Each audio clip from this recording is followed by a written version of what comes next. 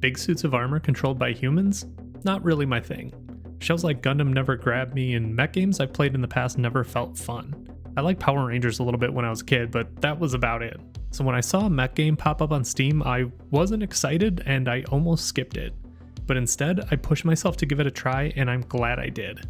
It turned out to be one of the best free-to-play games I've played all year. Want to know why? Let's dive into Mecha Break.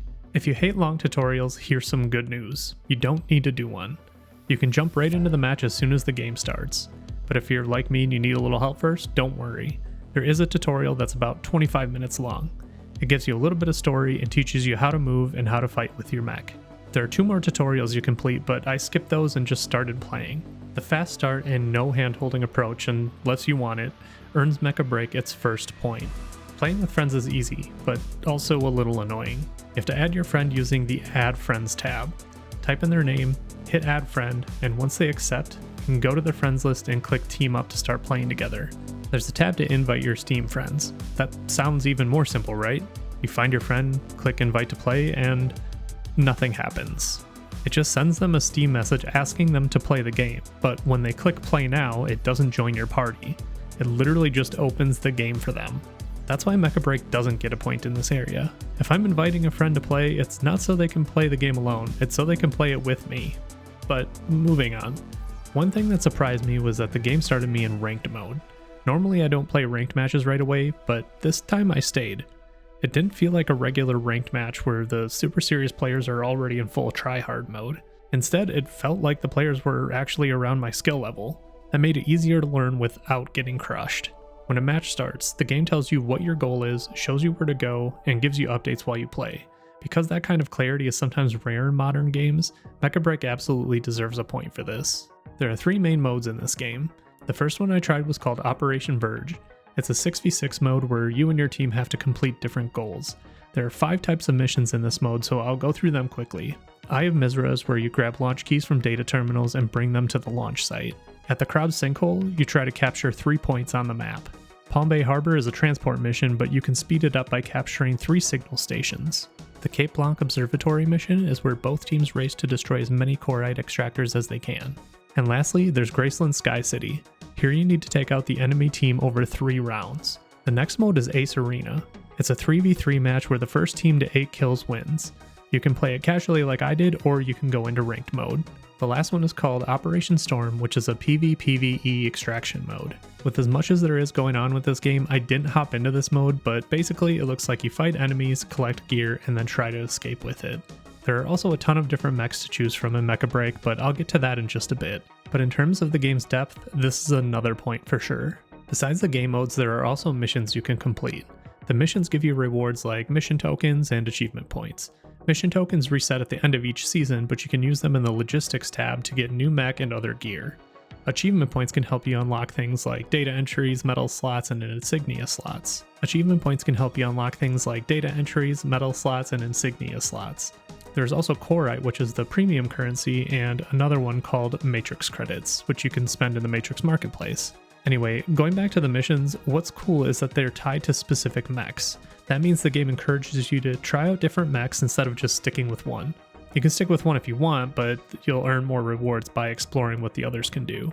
With all the mechs, game modes, missions, and online play, Mecha Break has a ton of replay value, which means that's another point earned. And from what I've seen, players are really enjoying it. When I logged in, there were almost 8,000 players online, and the peak player count in the last 24 hours was close to 18,000. Over the past week, the game has peaked around 20,000 players each day. If you live in the US, the busiest time to play is in the afternoon or evening, but even during the quiet hours, there are still at least 7,000 people online.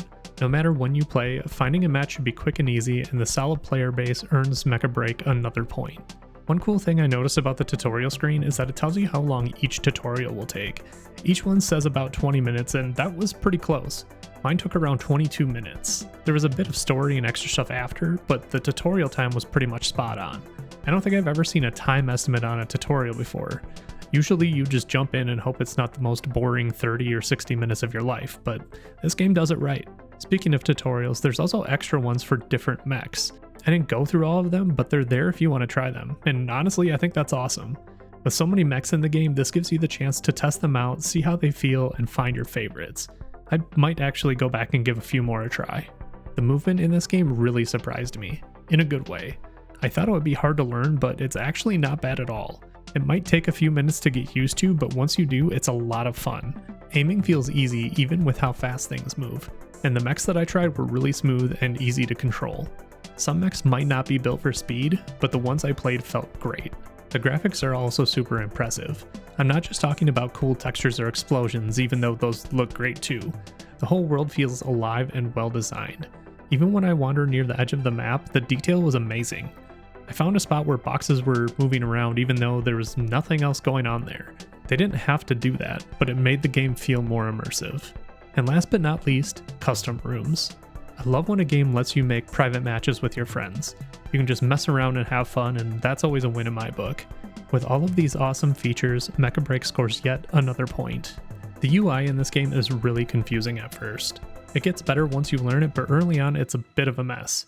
I don't know why, but games made by teams in China always seem to have confusing menus. I said the same thing about Delta Force. For some reason, this game has 3 different tabs for game modes. That just feels like too much.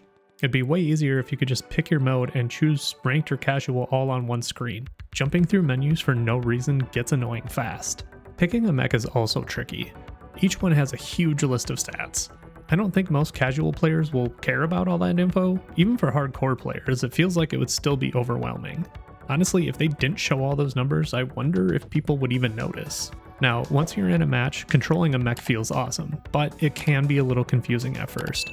I remember when I first started, I accidentally flew into the air and I couldn't figure out how to land. The controls were shown on screen, but there's so much going on that it just takes a little time to get used to. Also, the first time I switched to a new mech, I was surprised at how different the weapons felt. That's probably normal, but it still caught me off guard, so, just a heads up. Aside from those items, I couldn't find anything else to dislike about this game, and so we're gonna give it another point. Earlier I said that Mecha Break is one of the most fun free-to-play games that I've tried this year, and I really mean it. I had a blast playing. I'm not sure why, but even when I lost, it didn't feel as frustrating as losing in games like Fortnite or Hackers of Duty. I just jumped into the next match and kept going. Some of the game modes are a lot like Call of Duty multiplayer, but this just felt more fun to me. And when a game is fun, it surely earns a point for that. I can definitely see myself coming back to this game. Honestly, if I can get some of my friends to try it out, I could see this being a regular game in the rotation. I'm not sure if it's their playstyle, and to be fair, I didn't think it was going to be mine either, but I had so much fun it's worth a shot. Maybe I can turn them into fans too, or I'll just come back and play it myself, and that earns this game its last point. Again, I can't say enough good stuff about this game. It's fun, it looks good, and I'm very excited to play more of it. That's why Mecha Break scores a 9 out of 10, putting it in S tier. If you're thinking about trying Mecha Break, I've added links to the store page in the description. Also, don't forget to click the video link on your screen, because this next game might be your new favorite.